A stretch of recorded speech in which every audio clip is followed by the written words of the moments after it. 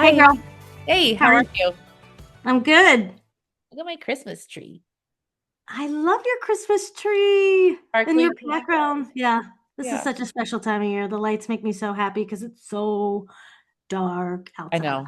I have every light in the house on, all my candles lit. It's like a pyromaniac living Hang in on. here. Um, so this idea of for today's episode actually came from an Instagram message Yep. from a woman we went to college with, Amy, about aging parents. And in her message, she said, I'd love to hear you guys talk about aging parents. I'm on a group text with my besties from St. Mary's, and that's 75% of our conversation on that text thread is about our parents getting older and what's going on in our life. Gosh, I'd love to hear their takes. I think we need so much more support on this than we realize. Yeah. And like, there's just so many, I have so many like thoughts around this of like what it feels like personally for me, what my mom and dad must feel like. Like Yeah. I get in that space a lot where I'm like, what is it gonna feel like when we're like, oh my God, I'm fucking 80? I say that now and I'm 50. I know, like it's hard to conceptualize our own age and then the reflection of that of our parents and for me of my children is can be really disorienting. Like you're the daughter and the parent, but you are the person with the most responsibility at this moment. Yeah. And that can feel really heavy and overwhelming. And these are the people you care about the most in your life for the most part. That's a Right. generalization. And the stakes feel like they couldn't be higher. Right. Because a lot of times when something is very high stakes, there's a level of um I don't know the word right now. There's a word for it, but like time is slipping away. Oh yes. Yeah, What's the impermanence. what'd you say? Impermanence. Yeah, impermanence and like we got to make the most of everything. And so that's the thing that's always kind of like in my head of like doing this like mental math of how much time do I have left, which is not actually a good use of my brain power, No. That right? is that's the foreboding joy, Yeah. foreboding grief, or we're like I call it disaster vision. It's like I go through the dread of something before I go through the actual thing of it. And Yeah. then and that's silly because I'm going through it twice. I should, Yeah. I don't need to, it's gonna happen however it's gonna happen. And I have the present. The present is a present. Yeah. Well, and So we also, I feel like by human nature, we can only go so far in those thoughts anyway. And then like reality snaps us back in. sure. I can't spend all day thinking about how much time I have left with my family members. Right. But Yeah, and we don't know. Nothing's guaranteed. We know right. they're older, but none of us. Yeah. Terrible things happen all the time. This is just turning out to be a really uplifting episode. So tell me where you Yeah. are with your aging parents right now. Yeah, we were in preparation to like chat about this. I was writing down some notes about things that are I'm finding like rising to the top of the like priorities. Hmm. Um, and two things I'll share right now. One is how the roles have I said role reversal initially, but almost just like it's just a shift. Hmm. Mom and dad feel like confidants. I would say friends, but like I don't think your parents are ever really like your friend, like you're my friend, Right, right? But right. it's like Peers? peers, confidant is the word that keeps coming back to me because like I feel like mom is always there. Like a confidant to me is somebody who's just like always there. Well, and you have that shared trust, Yeah. experience of each other at Yeah. all stages of your lives. And so that you're safe. Yeah. You're So safe with a confidant. the like role reversal for me. And the other thing is the prioritizing of how I want all of our visits and time together to feel. Like my agenda is pure joy and ease. What can I do to Hmm. make make their life easier? They're also getting ready to move, Hmm. which is a big deal. Um, and what can we do to have fun? And it Okay. doesn't need to be, it's not going to be a big thing, but like just I want them to smile and laugh and just enjoy our presence. I like that you're trying to choreograph some joy instead of so you're like going on the offense instead of the defense because we know the stuff's going to happen that we have to, play defense against and really rise up to whatever challenges in front of us that was expected or unexpected. But I love this offense of the joy offense Yeah. of I'm going to be really intentional with my time. I'm going to I know how I want it to feel. And you see your parents how many times a year, would you say? 3 to 5. Yeah, and talk to them regularly. Yeah, a couple times a week for sure. And you and I are both really lucky in the sense that we are not managing aging parents as single children, Yeah. only children. Yeah. Yeah. I have four other siblings, or I have a fifth as well on my dad's side. And um, so, yeah, that definitely It does. helps us. And I like that you called it like the offense. Things that come to mind are my dad and I have this. I'm sharing this in case someone's listening and you're like, what does that look like in practice? Yeah. My dad and I have, it's been going on for years now, probably started when I lived in LA. I would say in the summertime, almost every night, but now 3 nights a week, he sends me a picture of the sunset wherever he is. Aw, And like if I remember, if I'm outside, I'll send mine. Um, and that's just like our little way of communicating because my dad's not a big phone talker like I am with my mom. right. And then with my mom, I've been getting back into writing. Not really back, I've never really been a writer, but I'm trying to write more. And she's someone I send it to. That's so cool. I bet that means so much to her. And she loves it. She'll read it and, respond back with not even feedback, just like great, great. She just says nice things. So sweet. Gosh, moms are the best. I know. What They about can you? be. So my situation's so different because my mom has lived with me really as a co-parent Yeah. in most capacities and up until recently, I would say. Um, she was my nanny.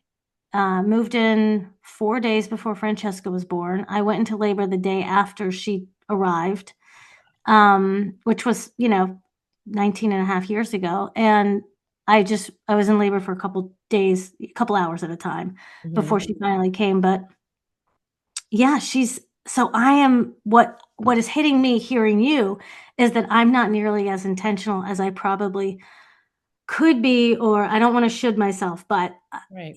should be because of proximity and because of habit, right? So my mom is here, and I think that um, I've recently been much more physically affectionate Mm, with her, and as part of an intention, and as part of like the health benefits you get from hugs yeah. and physical affection. And we don't have little kids anymore that require all that physical touch.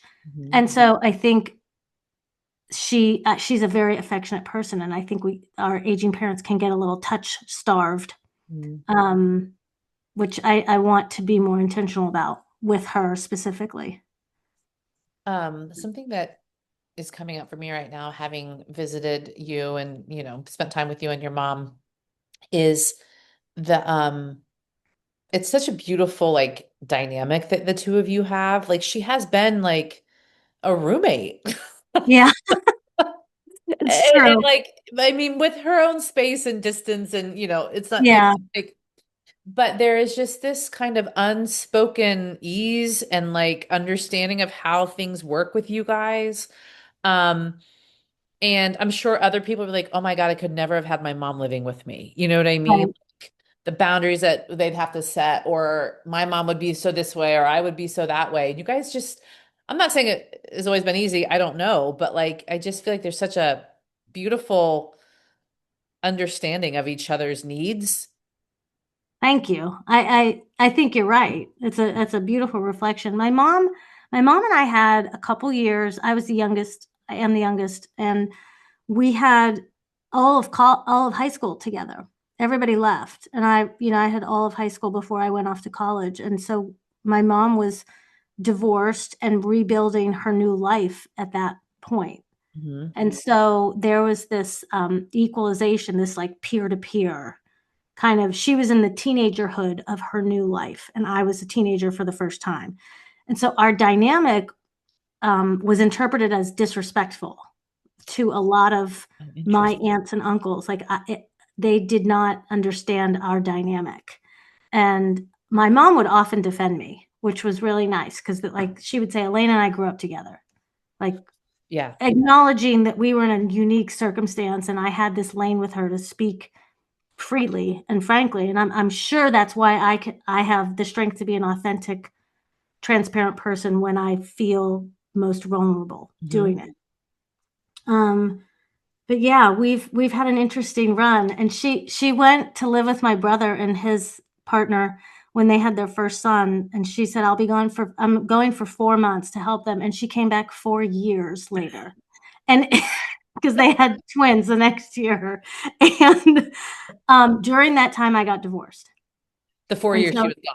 the Yeah. 4 years she was gone is when I got divorced. So I was truly like the first time without a spouse or my mom. And I really had to like rebuild my life. Yeah. And it was probably very poetic and just the way the universe planned it for me. Yeah. But when she came back, there's this entirely new dynamic and she folded right in like a braid. It's amazing. It is. It's really a beautiful blessing for us. And it's been nice to share this stage too of being retired and saying like I'm a stay-at-home mom and daughter. You Yeah. know? Like, Yeah. I get to go to her. I'm her healthcare power of attorney. I go to her, I go to all her medical appointments, and she's very healthy, and she walks every day, and, I'm very grateful for that, and it's been an interesting adjustment to care for her in a different way, more as the guardian, Yeah. as the parent on duty, but still give her all of her dignity and um, all of her stature, all of her opinion that she's earned, and making sure I acknowledge that and understand it. Yeah. It's such And a don't, gift that you're there for her like that because it's really hard for older people to manage their life and their medical appointments. Like we have done them such a huge, I'm just using the word we that a group that I don't want to belong to, but I'm just using the word we as a country. We have done yeah, a huge disservice in like navigating this part of their life. yeah, It can be it's hard. really stressful for so many. And I have 2 degrees in healthcare related fields and work experience Yeah. in healthcare, and I understand the language they're speaking. I This is familiar territory, and it is difficult to keep up. Yeah. And it's really hard. So I want people to understand that if you are struggling with aging parents, if you are feeling out of your depth with Yeah. something that you couldn't care more about, it is the thing that it's our legacy. It's the people that took care of us, the people that gave us whatever got us here, Yeah. good and bad. Yeah, that's a shared experience. We feel it deeply with you. I feel like one of the things that we were talking about before we hopped on today, a little behind the scenes to all of our listeners, we often debrief before we hit record, so we can figure out what the hell we're doing. But I'm changing the subject a little bit, but I wanted to make sure we talked about this was not feeling old enough to have parents 80 that Right, are 80-ish, right? Like also not feeling 50. So it makes right. sense. Like if I don't feel like I'm 50, then there's no way I feel like I'm old enough to have parents who are 78 to 82. That's Yeah, my parents' ranges. And you had said something about how like our generation is how did you say it? A young 50 or 50 is the youngest it's ever been or something like that? yeah, I feel like our generation is the youngest 50 has ever been in Yes. comparison to previous generations because we know more. We take more intentional care of ourselves. The Golden Girls, when they started, were 55. Like that, the premise of the Golden Girls was those women were 5 years older than us, which Yeah. makes zero sense looking back. I mean, J-Lo's 55 or Right. 56. So, Right. like, yeah, Yeah. it's a different 50, It's a mid different 50s. 50. And so therefore, I mean, but I'm sure that everyone who at some point in their life when they're 50 something are going, I can't believe my parents are I can't, like I know this is like a Right. shared experience. But one of the things that we had talked about was like um the like goalposts of your life or the mile markers of your life, right? And Mhm. I had shared a thought that like I wonder if my parents' age would feel emotionally different to me had I had kids. And had Right. we shared that experience of those milestones with kids and, growing up and Right. college and high school graduation and proms and coming home to see them, whatever. Um, I don't know. Like that's not been my experience. So it's not like it's good or bad. It's just like I wonder if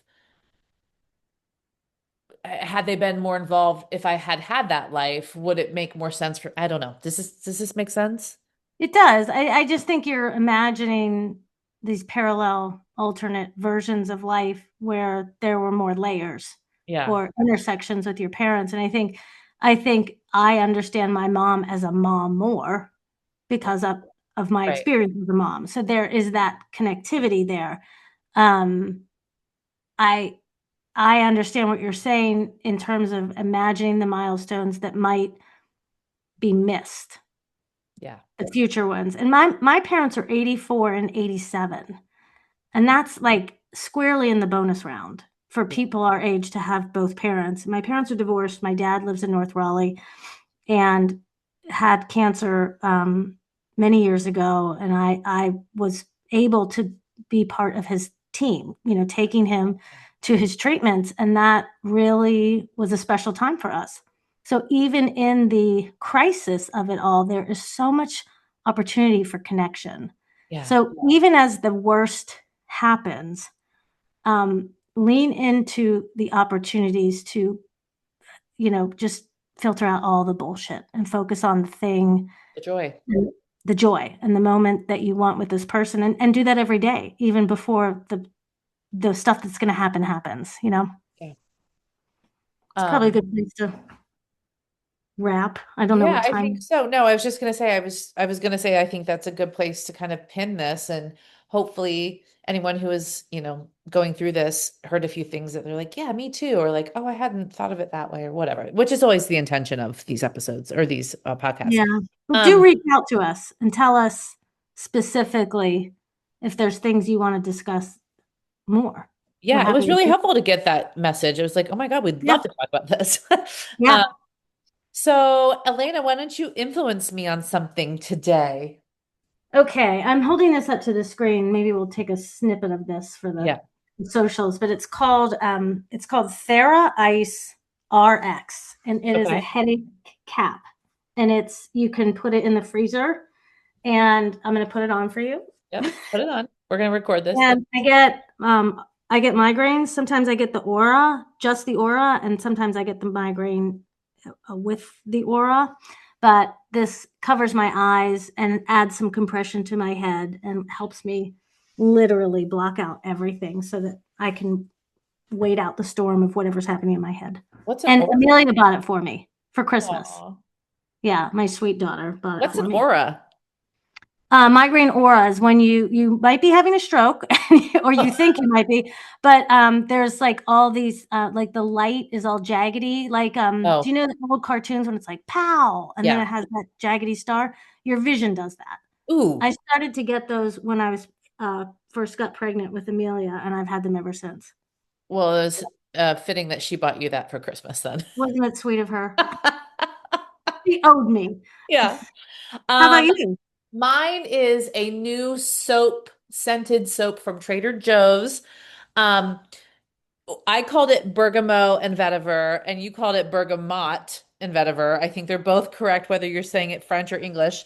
But people are saying it's rivaling with like an Aesop scent. So it's like a discounted little Trader Joe's kind of nailing it, like a nice I love a dupe. wintry hand Yeah, soap. And I think there's a candle too. So that's mine.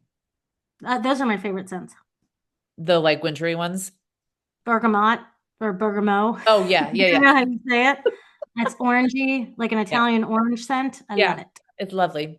All right, team. Thank you so much for listening. We appreciate you being here. And hey, if you needed that, please share this with someone who might need it too.